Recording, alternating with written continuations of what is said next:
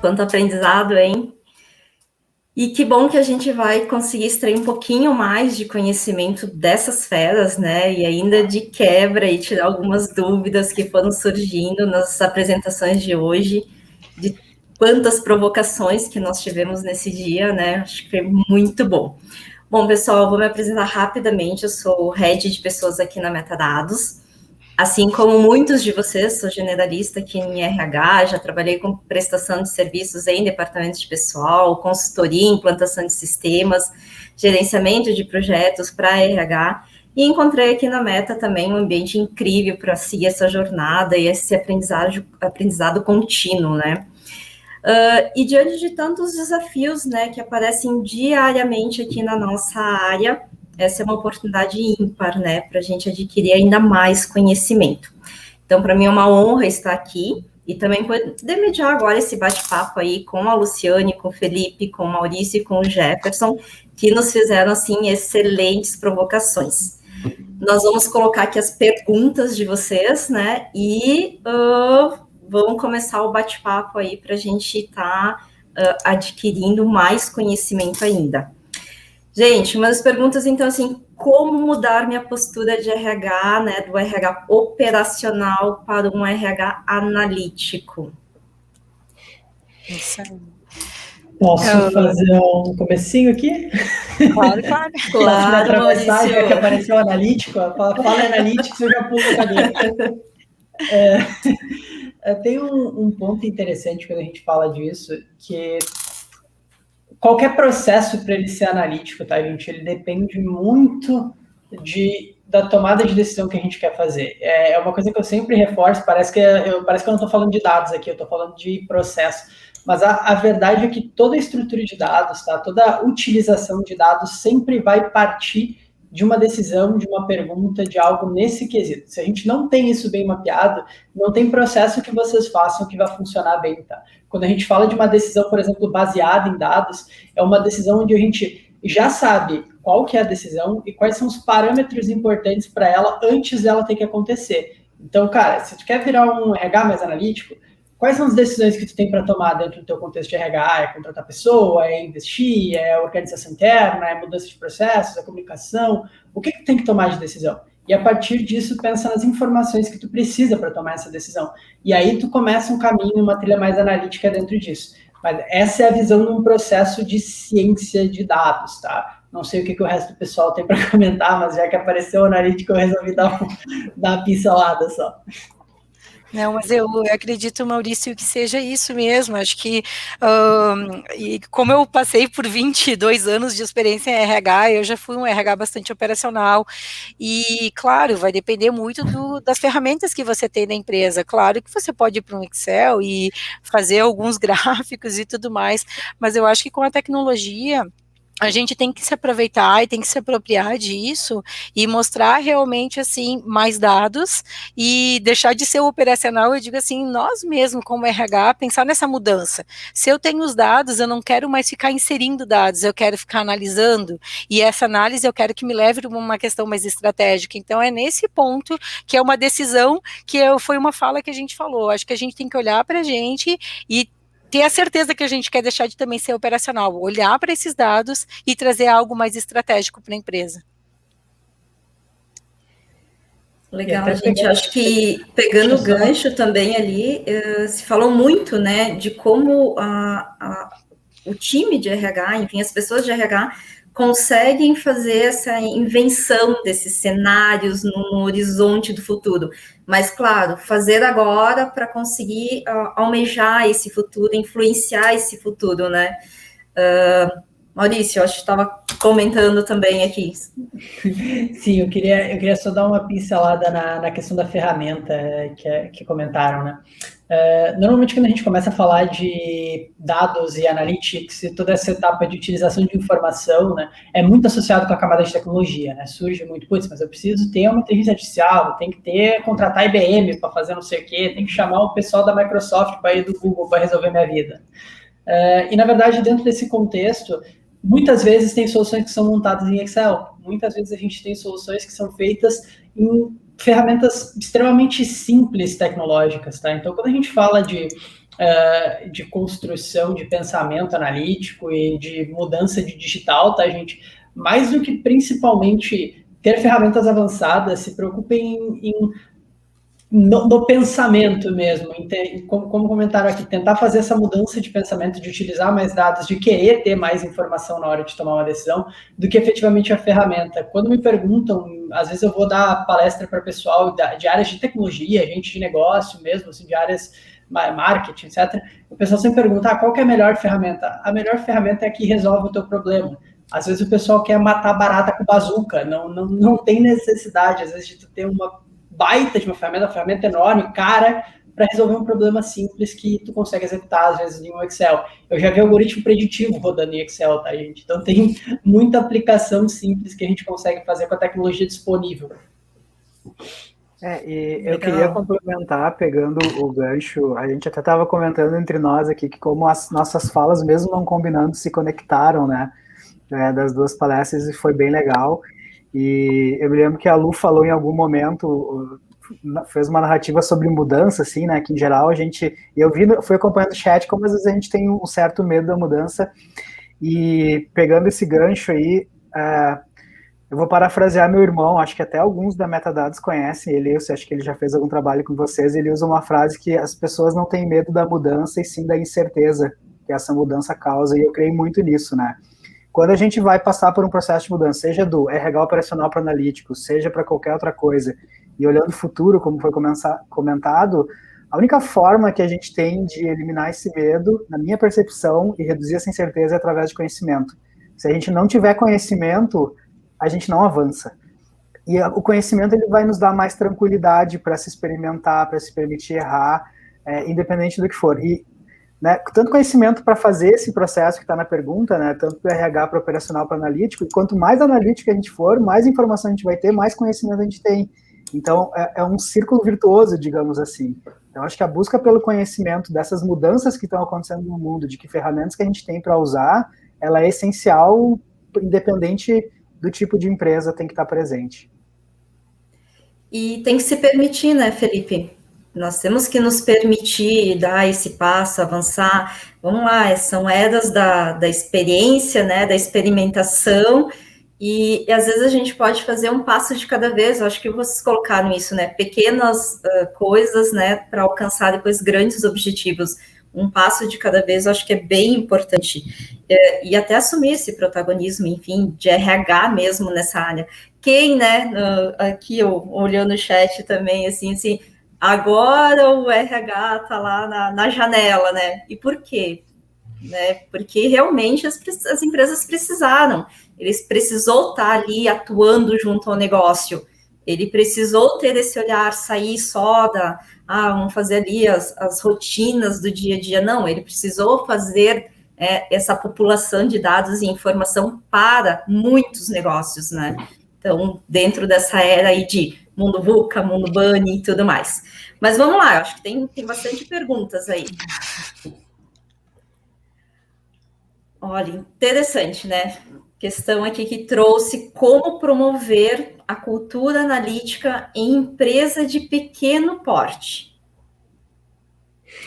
Então, cultura analítica, pulo de novo da cadeira aqui. Seguinte, gente. Cultura analítica, na verdade, tá?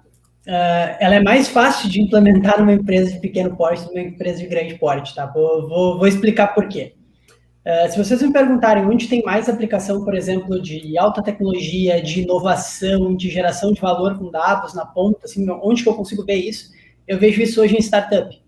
Por quê? Porque dentro de uma empresa de pequeno porte, tu tem menos tradição, tu tem menos cultura, tu tem menos problemas que grandes empresas têm. Quando eu vou tentar aplicar um processo dentro de uma Unilever, por exemplo, eu tenho uma restrição que é o global da Unilever, que tem um direcionamento que segura, tem uma estrutura de tecnologia, tem burocracia, tem processo, tem política, tem diretores. Claro que essas coisas existem dentro de empresas de pequeno porte, principalmente quando a gente está falando de empresa familiar, né? A gente sabe que esse tipo de coisa acontece, mas no pequeno porte a gente tem um tipo de pessoa que ajuda muito, que é aquela pessoa que, cara, faz um pouco de tudo, o cara pega um pouco de dado, pega um pouco de tecnologia, tá ali junto, não tá? Todo mundo tem essa pegada em empresas menores, né? A gente vê isso acontecendo, as pessoas compram a empresa junto. E uma empresa de pequeno porte, ela tem essa questão de conseguir ser mais flexível para algumas coisas. Pode não ter a escala de investimento, ou para tecnologia, ou para coisas do gênero, mas para a mudança de processo, muitas vezes por ter menos pessoas envolvidas, menos amarras políticas, menos burocracia, tu consegue ter uma resposta mais rápida dentro disso, né? Mas também, ele é um processo sofrido em qualquer lugar. Mudança, tem gente que compra no primeiro dia, 3 meses depois odeia, não quer mais fazer, tem gente que começa, decide terminar, tem outro que não queria no começo, quis depois, então processos com pessoas, acho que todo mundo aqui já deve ter lidado bastante com esse tipo de situação. Verdade, né, Maurício? E daí a gente traz a constância nessa questão, né? Quanto a gente precisa ser persistentes, né? E resilientes para que realmente essa cultura a gente consiga fazer essa virada de chave. Exatamente. Exato. E trazendo para uma questão um pouco mais prática, assim, né? Vamos pensar num contexto em que eu, quanto departamento pessoal, quero vender a ideia para a direção. Eu posso simplesmente pegar e fazer um cálculo. Quanto o absenteísmo se reverte em não entrega, né, de força produtiva, de resultados no meu dia a dia, né? E aí, a partir do momento que eu consigo vender essa ideia, o pessoal está pegando muito atestado, está influenciando aqui na nossa capacidade produtiva, eu consigo já, de repente, mostrar, né, para minha gestão, para minha alta gestão, que vale a pena fazer um investimento nesse processo aí de transição, né, para a gente analisar mais dados, para a gente buscar realmente mensurar mais aquilo que realmente impacta no nosso dia a dia, no lucro da empresa, efetivamente, né? E esses processos de movimentação de cultura, né? Tu pegou um ponto legal que para a diretoria, normalmente eles têm mais constância, mais força quando eles vêm de cima para baixo, né? Então fazer esse convencimento da alta gerência, da diretoria, para fazer com que isso aconteça em todas as áreas, às vezes funciona mais forte, porque, falando agora específico de uma movimentação de cultura analítica, tá? Ele é um processo que parece uma montanha-russa, assim, o engajamento e a vontade das pessoas, porque quando eu entro numa sala e apresento dashboards, algoritmos, e falo de futuro e não sei o quê, fica todo mundo empolgado. A primeira reunião que a galera tem que sentar numa mesa, discutir dado e começar a trabalhar e ver que eles não têm todos os dados, eu perdi metade das pessoas já. Metade já não quer mais fazer. Mas é normal, tá tudo bem. Por quê? Porque se eu conseguir 1, 2 ali que fiquem comigo dentro do processo, a gente consegue evoluir na entrega. E aí a entrega vai lá, vai ter um outro momento onde vai estar todo mundo encantado, aí a gente vai realizar uma entrega e a galera que pulou fora vai olhar, putz, eu devia ter ficado, vou querer fazer isso, é muito, muito legal. Aí a gente começa com eles vêm por trás da cortina ali, tá, é legal, mas quando a gente faz não é tão legal assim. Aí o pessoal começa a entender o impacto disso no dia a dia e vai estabilizando. Só que se a gente não tem o suporte de alguém, em casos de grandes empresas, né, um suporte político, e em casos de pequenas empresas, um suporte para manter essa constância, né, para dizer, não, nós vamos fazer, vai ser sofrido, vamos chorar no carro quando chegar aqui, mas nós vamos fazer. Se não fizer, vai ser pior lá na frente. E quando precisa desse suporte, né, tem que ter um stakeholder junto que queira, que mantenha e que faça acontecer. Mas é difícil mesmo. Começa todo mundo empolgado, perde empolgação, volta, perde. É comum. Mas está junto com o RH, essa missão de ser esse motor da transformação, né? Eu acho que aqui a gente tem que pegar para nós, né? Esse desafio aí de estar reunindo todas essas pessoas, às vezes são idealizadores, às vezes são pessoas que só estão ali no incentivo, mas eu acho que traz aqui para nós essa missão de realmente ser esses promotores dessa nova cultura, né? Felipe? Eu ia dizer que eu acho que tu acabou de falar da cultura da experimentação, né, de a gente se permitir experimentar. Eu falei rapidamente lá das revoluções industriais a 4.0, depois eu vi que o Jefferson reforçou esse assunto.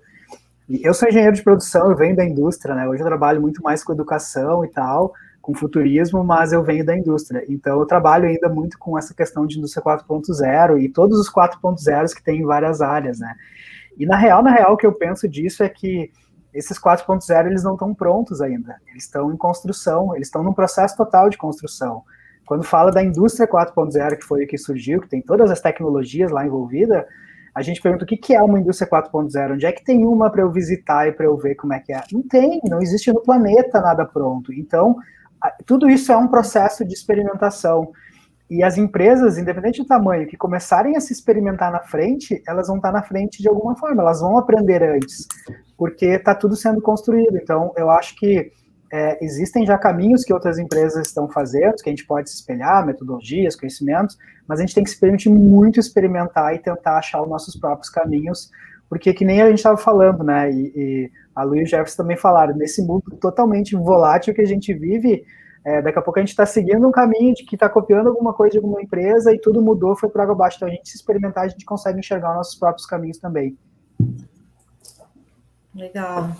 Bem interessante a colocação também ali, Felipe. Eu acho que grande parte também disso que a gente está falando é entender também o contexto dessa cultura que está dentro de cada empresa, né? Não adianta eu querer lá e copiar a empresa X, aquela que está da vanguarda, porque talvez não tenha uma adequação ao contexto que tem na minha. Então, a gente, como profissional de RH, a gente tem que entender, né, esse contexto, esse alinhamento, para realmente tentar trazer aqui soluções e projetos, né, que fazem sentido para o negócio.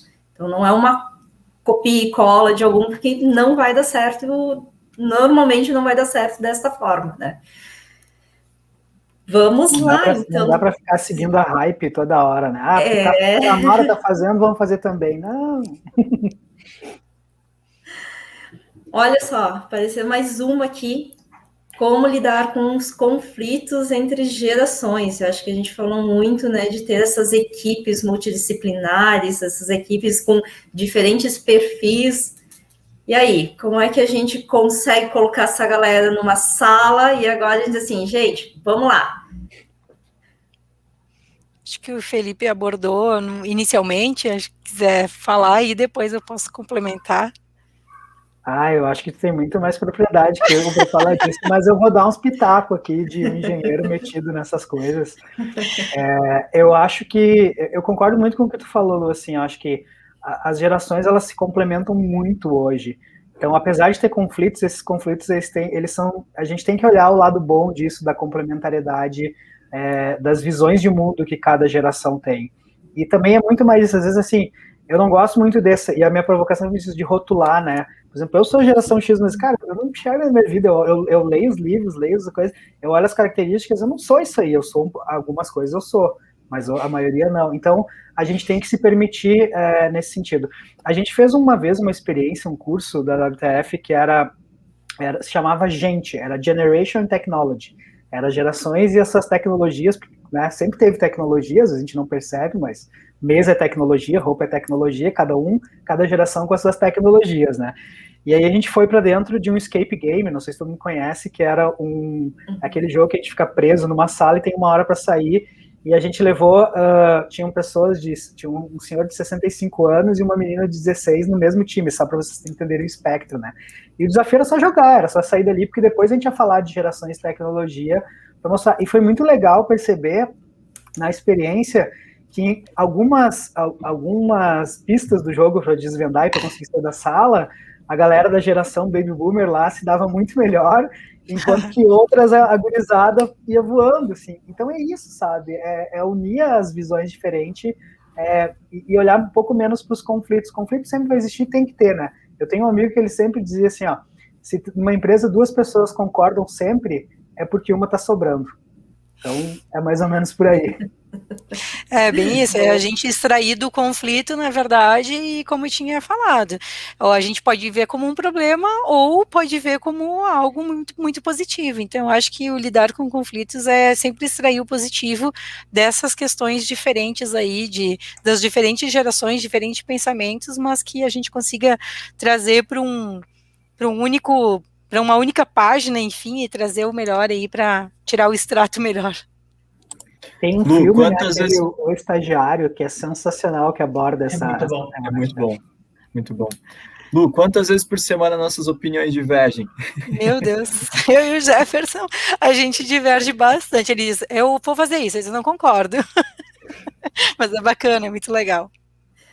E é bom esses diferentes, né? Porque realmente é o que um provoca no outro, né?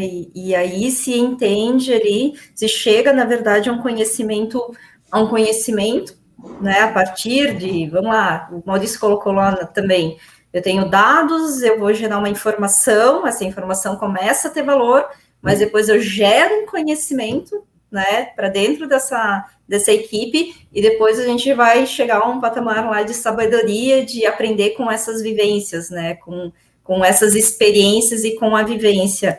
Então, claro, a gente tem que conseguir, mas, obviamente, eu entendo também que até para lidar com isso, a gente tem que ter um foco em objetivo único, né? Então, quando a gente está lidando ali com dados, com cultura analítica, gente, que problema que a gente quer resolver? Como é que a gente vai fazer essa visualização aí dentro do nosso sistema? Acho que o Maurício colocou muito bem essa questão assim, tá, que problema nós temos? Tínhamos lá diversas hipóteses de solução no case dele, e que depois, com a análise de fato dos dados, se entendeu que não tinha nada a ver, né, inicialmente, com aquilo que era uma hipótese, né, que tinha sido observada. Então, claro, aqui também entra a questão, obviamente, de a gente colocar a tecnologia a nosso favor, né? Entendo que um sistema que possa trazer, enfim, esses dados aqui também eu acho interessante, porque daí cada um, daqui um pouco, nas diferentes gerações, vai ter uma hipótese, né? Quem está lá nos baby boomers tem já uma vivência diferente de quem aí está na geração X, Y, Z, enfim. E eu acho que ter este foco que é interessante, ter esse objetivo do que resolver, né? E cada um, de repente, com a sua vivência, vai ter uma hipótese diferente. Mas eu acho que trazer isso também é bem interessante, porque aí sim, tu cria essa cultura analítica entre as diversas, né, gerações, vamos dizer assim, né? Mas com um objetivo comum, com um propósito comum, né? E dentro dessa camada de cultura analítica, falando assim, tá? Quando a gente coloca quando a gente foca a decisão em pessoas e não em processo, e não em protocolo, eu vou definir como protocolo, não como processo. Quando a gente foca em pessoas e não em protocolo, o conflito, ele normalmente acontece, porque quando tu foca em pessoa, alguém tá certo, e no momento que alguém tá certo e a outra pessoa tá errada, e a gente tá desvalidando talvez um conhecimento, isso vai gerar fricção, isso vai gerar problemas, isso acontece. Como eu tenho um papel de consultor hoje, né? Eu sou head de laboratórios internacionais, mas eu trabalho dentro da atuação de consultoria de negócios. Eu, como alguém de fora, eu já entro apontando o dedo, mostrando problemas. Isso é uma coisa que gera conflitos. Como eu faço isso? Eu venho com uma metodologia embaixo do braço. Não é o Maurício que está dizendo que é o problema. Não, cara, é uma metodologia estabelecida, que funciona assim, assim, assim, que está te dizendo por que é o problema. E tu viu como chegou no problema, porque a gente sentou, a gente falou primeiro disso, depois disso, e chegou no problema. Então, nunca vai ser eu chegando e apresentando. Então, gente, olha só, a área de tecnologia da empresa de vocês é 0. Existe um indicador no Instituto que é o índice de maturidade analítica. Ele mede de 1 a 5 quanto uma empresa é analítica. E um dos pilares deles é a tecnologia, para saber como que está avançada a tecnologia. Eu fui numa empresa lá na Europa fazer essa análise e eles não tinham um departamento de TI porque ela é uma empresa global e tinha um global que atendia eles. O departamento de TI deles era um 0. Eu cheguei na mesa da diretoria e apresentei para eles. Gente, só para avisar para vocês, é 0 a tecnologia de vocês, não existe. E o diretor de tecnologia estava super feliz com a resposta. Não, beleza, isso aí mesmo. Porque ele viu como foi construído, ele chegou nesse processo, ele participou do processo.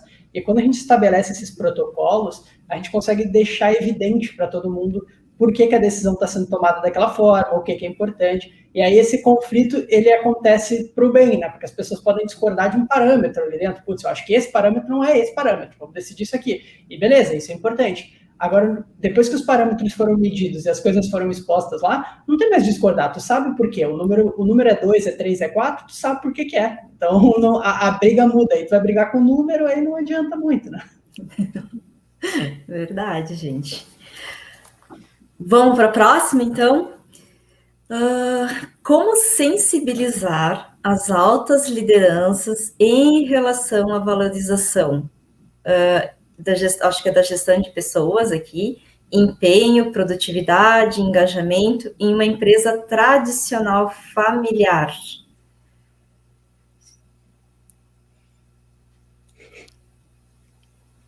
Quem vai pegar? Essa é fácil, todo mundo está deixando os outros responder. Bom, eu creio que uma das questões a gente já abordou essa própria questão que o Maurício trouxe agora, né? Brigar com dado não tem como. Então, vamos pensar aí numa proposta de a gente analisar um turnover, né? Eu tenho uma rotatividade muito alta, eu tenho as pessoas não permanecendo na minha empresa. Isso faz com que diretamente os resultados a médio e longo prazo, eles vão decair. Eu não vou conseguir manter pessoas que conhecem o processo, conhecem os protocolos da minha organização. Então, todo esse trabalho, né, baseado em dados, ele pode contribuir muito para que a gente diga, ó, gestão de pessoas é muito importante, ter um ambiente seguro, ter um ambiente em que as pessoas realmente se sentem à vontade aqui dentro da organização. O clima organizacional é uma proposta importante da gente investir, né? Eu acredito que através desse tipo de informação, desse tipo de análise, desse tipo de estudo, a gente consegue, né, talvez aos pouquinhos trazer essa ideia do investimento mais profundo em RH, em gestão de pessoas efetivamente. Eu diria assim, Jefferson, bem simplista, mas eu acho que de repente, né, toda a fala que assim, ó, tem que ter a valorização, tem que ter a gestão de pessoas, vamos começar a mostrar dados e fatos, vamos mostrar números, né, isso que tu comentou, assim, é importantíssimo, assim, quanto custa, né, você contratar mal, quanto custa uma demissão, quanto custa uma insatisfação, uma pessoa que não está engajada com a empresa.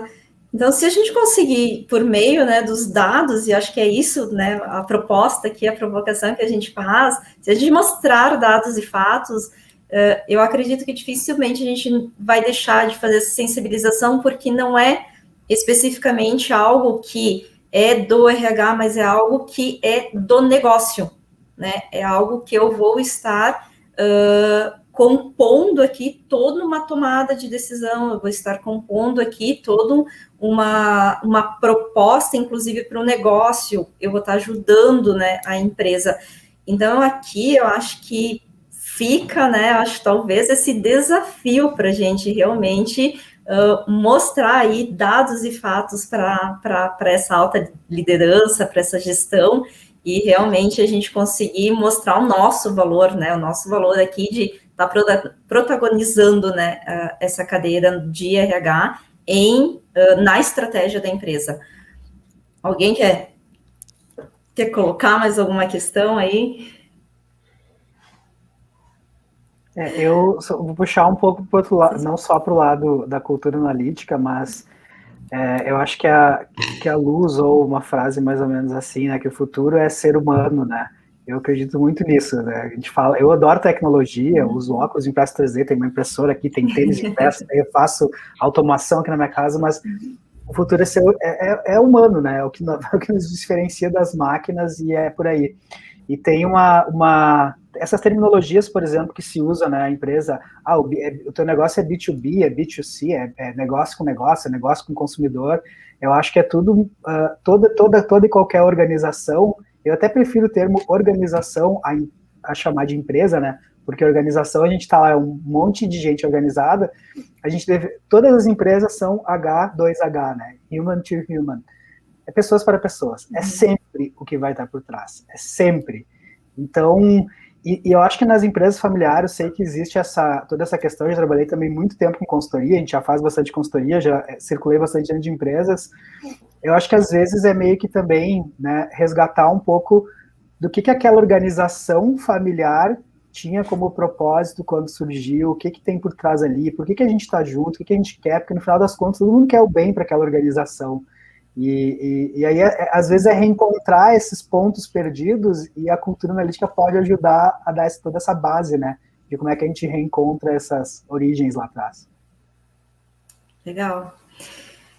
Gente, principais indicadores aqui para o RH estar atento. Eu acho que aqui o pessoal já quer dizer assim, tá, ok, como é que eu começo aqui a criar esses meus dados, que indicadores, assim, são essenciais?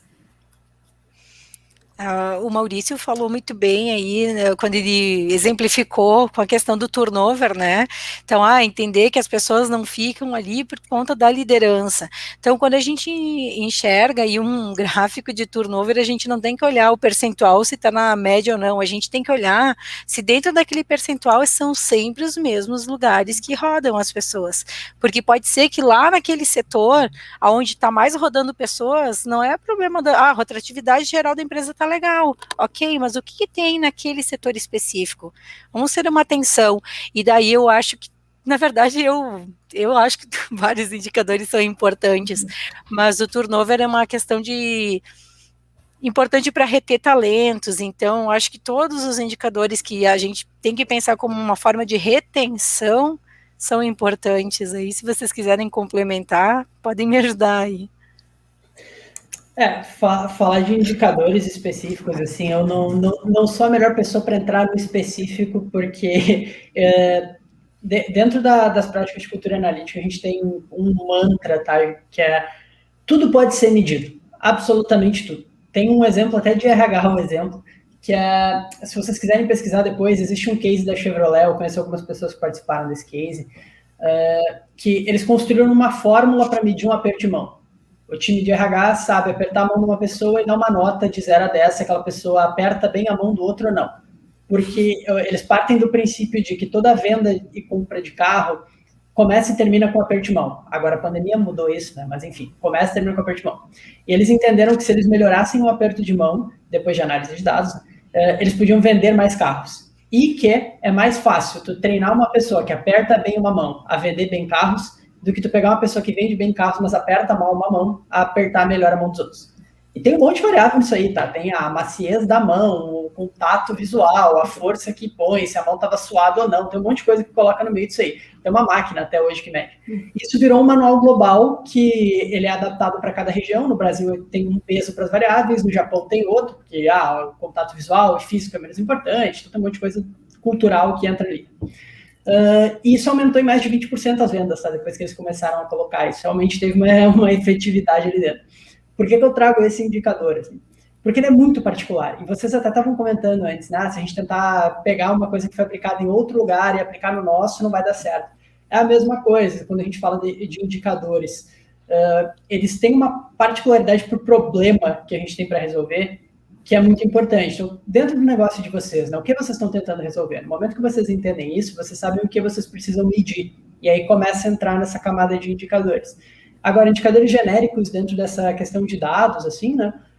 A gente não pode nem colocar volume de dados ou coisas assim como sendo importante para mim, dentro dessa parte de cultura. É muito mais interessante tu saber, por exemplo, quantas decisões hoje são totalmente tomadas baseadas em feeling, porque não tem dado disponível, versus a quantidade de decisões que existe dados para suportar a decisão.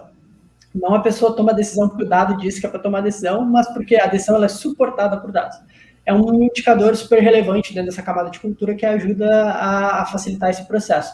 Mas isso é uma coisa que, por mais que pareça uma não resposta, é caso a caso, depende muito da tua situação. Verdade, eu acho que só complementando também, Maurício, é importante, né, porque muitas vezes a gente vai atrás, enfim, nas nossas áreas, enfim, às vezes de alguns benchmarking de mercado, de algumas comparações para saber se eu estou bem, se eu estou mal, mas tudo depende, de novo, do contexto, né, do que tu tá analisando. Então, assim, eu não posso também misturar nas minhas análises, né? Então, eu vou lá e extraio um monte de indicadores e depois eu misturo maçã com banana e aí vai ficar uma miscelânea para tomar uma decisão. Então, a análise também, ela é muito importante, né? De que contexto que tu tá inserido, o que realmente tu quer. Vou dar um exemplo bem simples, assim. No ano passado ali, na época de pandemia e agora, início desse ano, deu um boom, né, na área de tecnologia, que é a nossa área. Nossa, a rotatividade estava, assim, gigante, tipo 20% na média do mercado.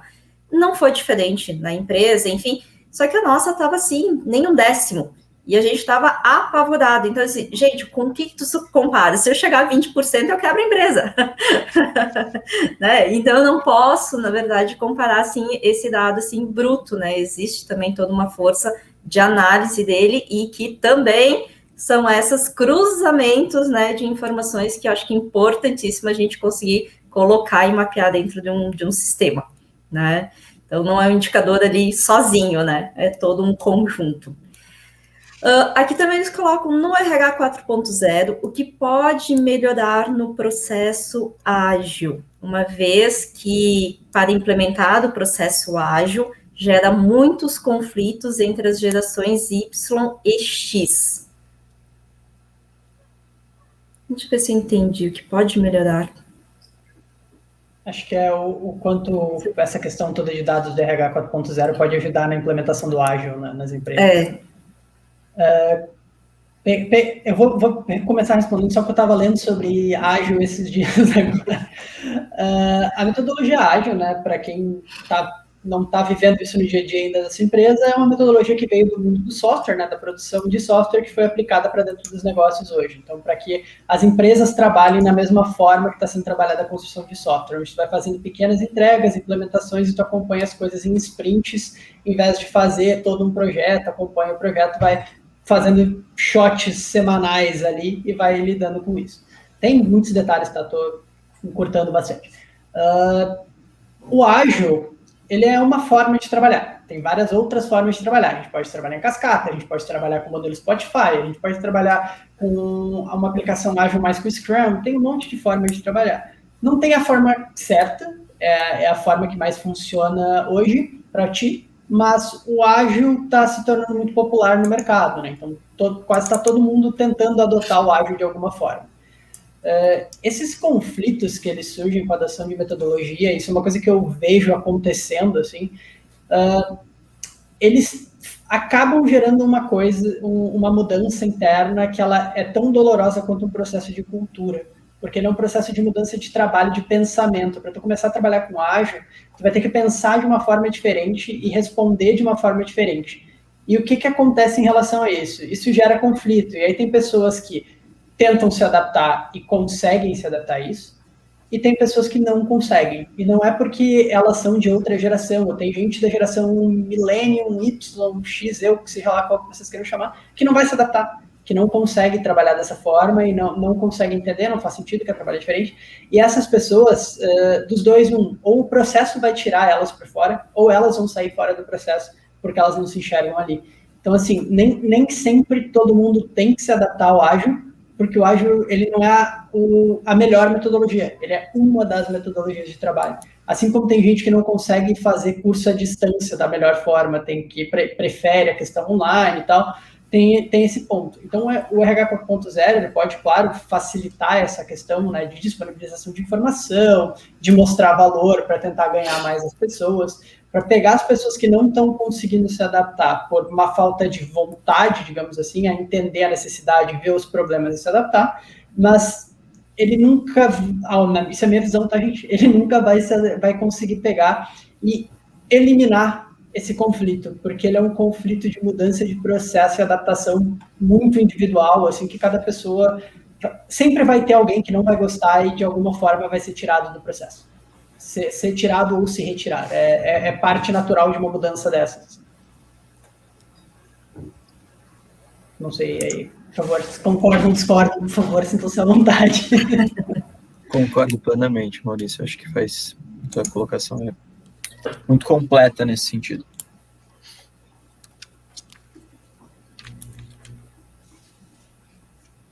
Gente, vamos lá, então. Mas acho que ficou bem claro, né? De novo, retorna às questões de cultura, e quando a gente quer trazer a questão do ágil, a gente sempre pensa assim, já tem que começar pela questão da estrutura da empresa, então é mais rede colaborativa, mais transparência, mais adaptabilidade, né, mais engajamento.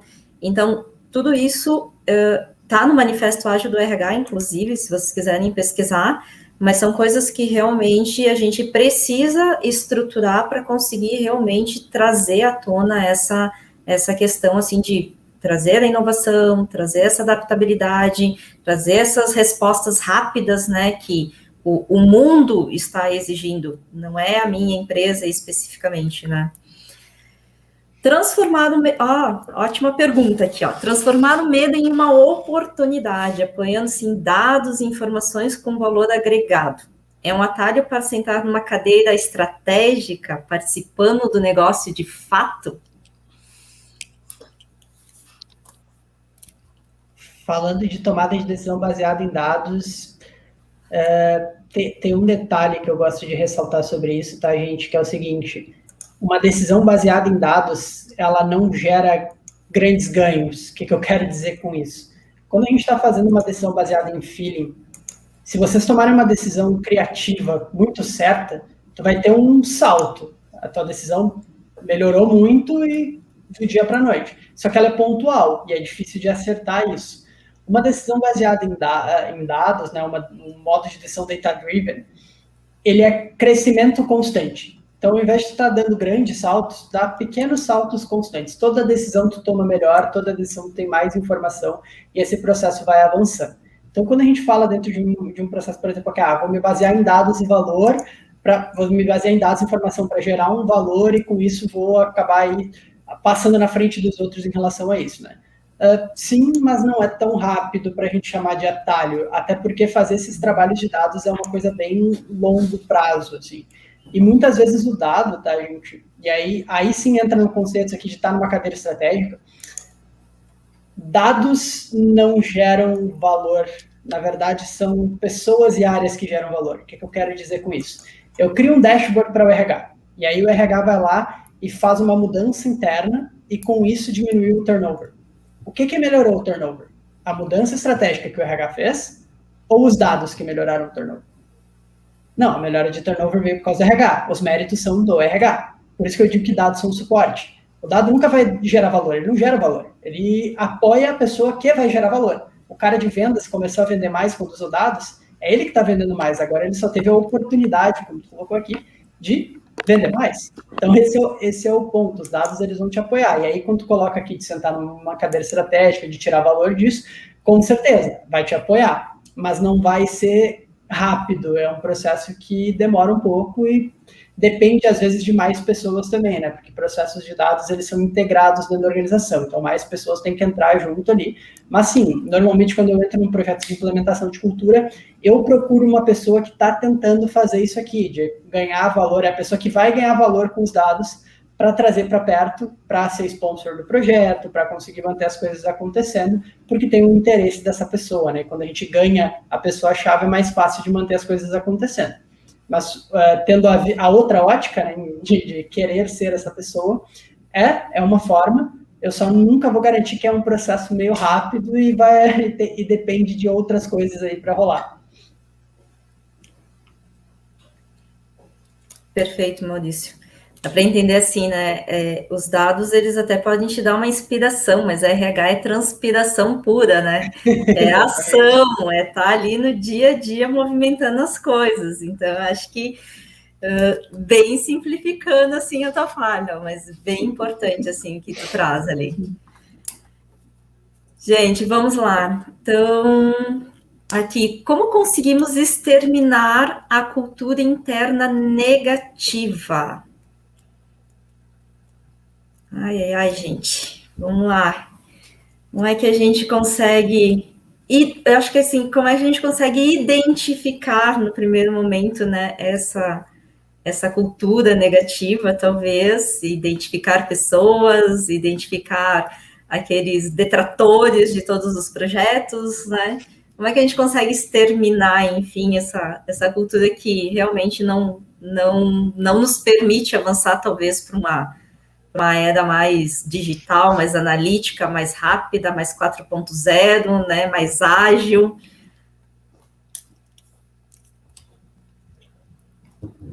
E aí, Felipe?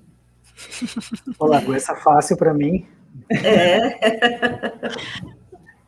Cara, eu tenho dificuldade de falar isso porque eu sou muito otimista. Às vezes eu sou até utópico demais. Então, assim, eu costumo não ver a negatividade em nenhum lugar. Eu sempre tento olhar o que tem por trás, né? Tem um princípio que eu gosto muito de que, né, toda ação das pessoas tem uma intenção positiva por trás, assim, sempre.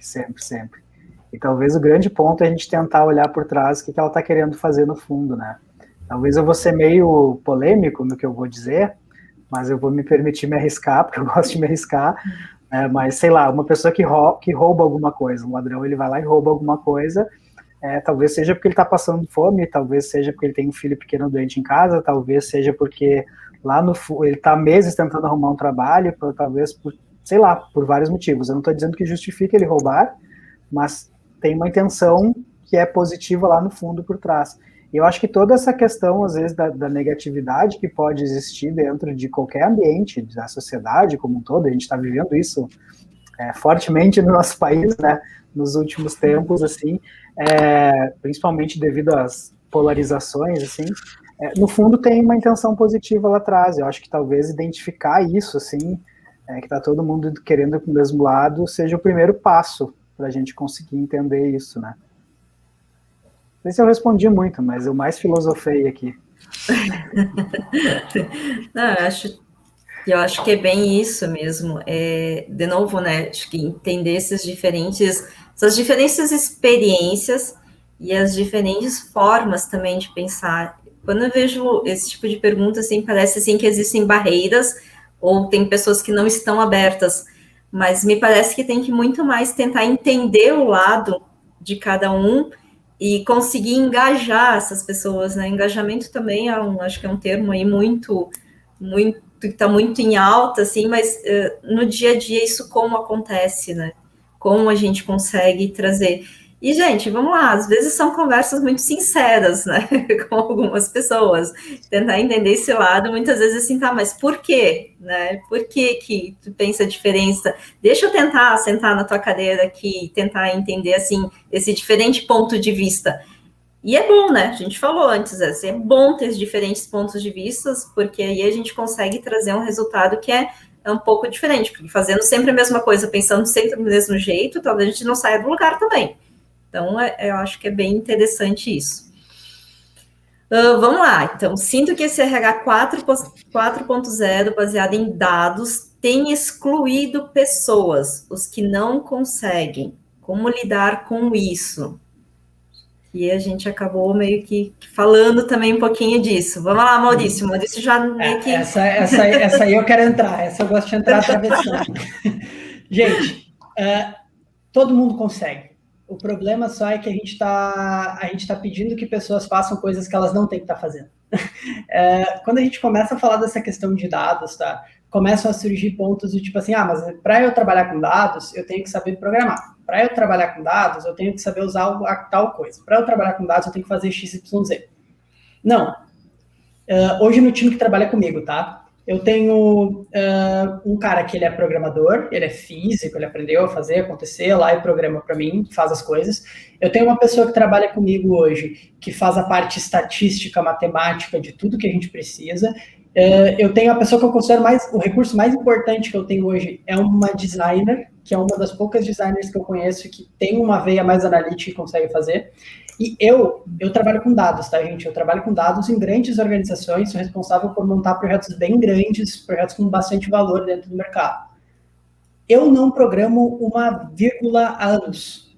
Eu aprendi há muito tempo atrás, porque eu achava que eu tinha que aprender, e eu não uso esse tipo de coisa hoje no meu trabalho. Muito, muito pouco, se eu precisar saber alguma coisa.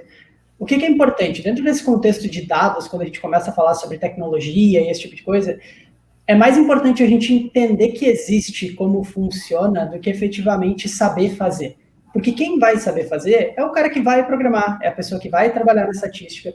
Às vezes a gente está pegando pessoas que são pessoas de negócio e esperando que elas saibam fazer um dashboard não sei o que, dentro de Power BI, conecta com base de dados, etc. Ou a gente está esperando ter uns unicórnios em casa.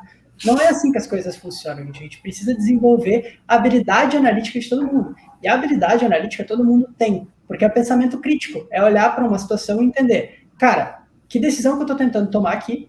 E beleza, se eu vou tomar essa decisão, o que me ajuda a tomar essa decisão? Ter essa linha de pensamento, todo mundo consegue ter. O que a gente precisa fazer é apoiar as pessoas a chegar lá. E chegar lá. Quais são as decisões que tu toma? O primeiro passo que a gente dá é esse, em todo projeto que eu faço, seja um projeto grande, um projeto pequeno, a primeira coisa que a gente faz é sentar numa mesa. O meu maior gasto da vida é em post-it, tá, gente? eu sento numa mesa, coloco um monte de post-it lá, uma caneta na mão de cada um. Por favor, escreve para mim as decisões que tu vai tomar. E aí a gente começa a olhar a partir dali, entender quais são os dados que ajudam e como que faz. Isso é um processo que todo mundo consegue fazer, porque todo mundo que trabalha toma alguma decisão. E aí a gente consegue a evoluir. Mas se a gente cobrar que as pessoas sejam técnicas, aí sim, aí tem pessoas que vão ficar excluídas, porque não é todo mundo que é técnico. Só que eu já garanto agora para vocês, porque eu já vi acontecer várias vezes. Quando a gente pega um time super técnico para botar e fazer dados e não inclui ninguém de negócio, esse time gera zero resultado. Por quê? Porque eles criam coisas que as áreas de negócio não conseguem usar ou que não fazem sentido para as áreas de negócio. Eles criam coisas que são técnicas, e aí o time de negócio olha para aquilo, olha, primeiro que isso não me ajuda em nada em nenhuma decisão que eu estou fazendo. Segundo, que eu não sei usar esse negócio. Terceiro, eu tenho coisa mais importante para fazer. E eles vão embora e aquele negócio fica lá. Então, assim, cuidem isso, para a gente não estar pegando e botar todo mundo numa caixinha técnica, quando tem um universo bem maior do que só o tecniquez aí, para a gente conseguir trabalhar com dados. Legal, interessante, né? Todo mundo consegue enxergar alguma questão que a gente precisa melhorar, né? Isso é o suficiente para que a gente consiga trabalhar os dados e, a partir disso, tomar algumas ações que possam resultar aí na melhoria de processo, na melhoria de resultado dentro das nossas equipes, né? Exatamente.